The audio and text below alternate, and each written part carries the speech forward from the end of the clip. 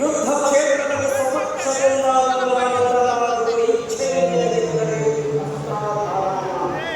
ಏಕೆಂದರೆ ದ್ರೋಣ ಶಲ್ಯಾದಿಗಳು ನಿನಗೆ ಇದಕ್ಕಿಂತ ಹೆಚ್ಚಿನ ಗುರುಜನರ ಮೇಲಿನ ಭಕ್ತಿಯಿಂದ ದುರ್ಯೋಧನು ಈ ವಿಚಾರದಲ್ಲಿ ಸ್ವಾರಸ್ಯವನ್ನು ವಹಿಸಿದರು. ದುರ್ಯೋಧನನಿಗಿಂತ ಪ್ರಯುಕ್ತಿಗಳ ಮೇಲೆ ನಾನು ಯಾರಿಗೂ ಸಂಬಂಧವನ್ನು ಮಾಡಲಿ. ಸರಿಯಾದ ನಿರ್ದೇಶಕರಿ ಭೀಷ್ಮರು ಪರಾಜಿತರಾದವರಿಗೂ ನಾನು ಅಸ್ತ್ರಗಳನ್ನು ಕೊಡುವುದಿಲ್ಲ. ಇದೆಲ್ಲ ಸತ್ಯ.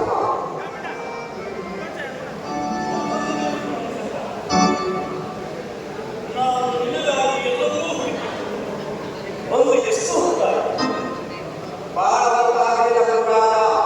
ಆದರೆ ಒಂದು ಕ್ಷಣವೂ ಬಂದಿಲ್ಲ.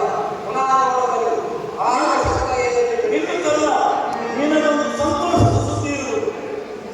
ಚಲಿಸುತ್ತಿದ್ದ ಹಾಗೆ ನಮಗೆ ಪದದಲಿತರಾಗಿ ಪಶುಗಳನ್ನು ಜೀವಿಸಿರುವ ನಮ್ಮಂತಹ ಸೂತ ಕುಲದವರಿಗೆ ಸಂತೋಷದ ಸುದ್ದಿ ಇರುವುದು. ಈ ದಿನದ ರೀತಿಯೇ ಬೇರೆಯಾಗಿರುವುದಲ್ಲ. ನಾವು ಬಹುವಾಗಿ ಯೋಚಿಸಿ ಕರ್ಣನನ್ನು ಸೇನಾಧ್ಯಕ್ಷರನ್ನಾಗಿ ಮಾಡಬೇಕೆಂದು ಯೋಚಿಸಿದರು. ಅದನ್ನು ತಿಳಿಸುವುದಕ್ಕಾಗಿ ನನಗೆ ಬಂದದ್ದು. ಕರ್ಣನಿಗೆ ಸೇನಾಧಿಪತ್ಯವೇ ಇದೇನು ಪರಿಭಾಷೆಬೇಕು ಪರಮೇಶ್ವರ? ಏಕೆ ಅವನು ವೀರಪುರುಷ ಇರಬಹುದು. ಆದರೆ ಅವನನ್ನು ಸೇನಾಧಿಪತಿಯನ್ನಾಗಿ ಮಾಡುವುದರಿಂದ ಎಷ್ಟು ಜನರ ಅಪಮಾನವಾಗುವುದನ್ನು ಯೋಚಿಸಿದೆಯಾ? ಭಾರತವಿಜಯವಾದ ಭೀಷ್ಮ, ಶಸ್ತ್ರಾಚಾರ್ಯರಾದ ದ್ರೋಣ, ಶಲ್ಯ, ಅಶ್ವತ್ಥಾಮ, ಕೃತವರ್ಣ ಇವರೇ ಮುಂತಾದ ಉತ್ತಮ ವರ್ಣದ ಮಹಾರಥಿಗಳನ್ನು ಬಿಟ್ಟು ಸೂತ ಕುಲದ ಕರ್ಣನಿಗೆ ಸೇನಾಧಿಪತ್ಯವೇ? ಕುಲಮರ್ಯಾದೆಯನ್ನು ಧಿಕ್ಕರಿಸುವುದರಿಂದ ನಿಜವಾಗಿಯೂ ಎಂತಹ ಅರ್ಥವಾಗುತ್ತದೆಂಬುದನ್ನು ಮರೆಯಬೇಡ.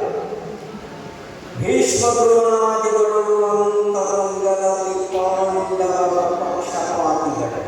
ಅವರು ಅಸಮಾಧಾನಗೊಂಡರೆ ನಿನ್ನೂ ಕೂಡ ಟೀಕಿಸಲು ಹಿಂಜರಿಯುವುದಿಲ್ಲ. ಅಲ್ಲದೆ ಭೀಷ್ಮರು ಪರಾಜಿತರಾದವರಿಗೂ ಶಸ್ತ್ರಾಧಾರ ಮಾಡುವುದಿಲ್ಲವೆಂದು ಕರ್ಣನ ನಿಷ್ಕಾರಣವಾಗಿ ಇದೀಗ ಶಪಥ ಮಾಡಿದನು.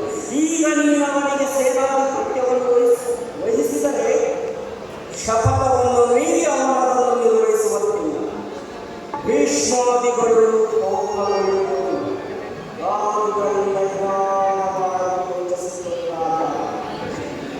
ನಿಜ. ಹಾಗಾದರೆ ಈಗೇನು ಮಾಡುವುದು? ಸೇನಾಧಿಪತ್ಯವನ್ನು ಅಂಗೀಕರಿಸುವಂತೆ ಯುದ್ಧವು ಸನ್ನಿಹಿತವಾಗಿದೆ. ಈಗ ಚಿಂತಿಸುವ ಸಮಯ ಇಲ್ಲ. ಈಗಲೇ